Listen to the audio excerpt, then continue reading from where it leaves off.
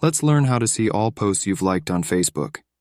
If you want to check which posts you've liked but don't know how, you don't have to worry anymore.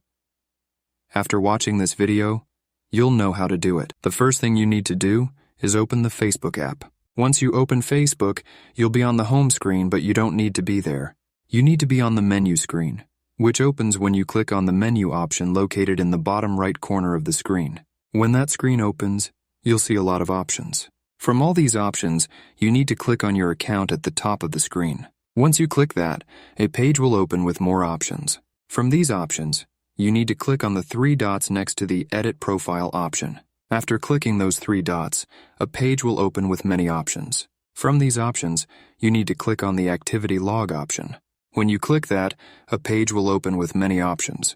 From these options, you need to click on the Your Facebook Activity option. When you click that, more options will appear and you need to click on Manage Comments and Reactions. When you click that, a page will open where you'll find the posts you've liked. To unlike a post, first you need to click on the 3 dots next to that post.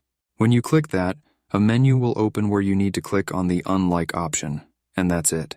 This was a tutorial on how to see the posts you've liked. So thanks for watching. See you in the next video.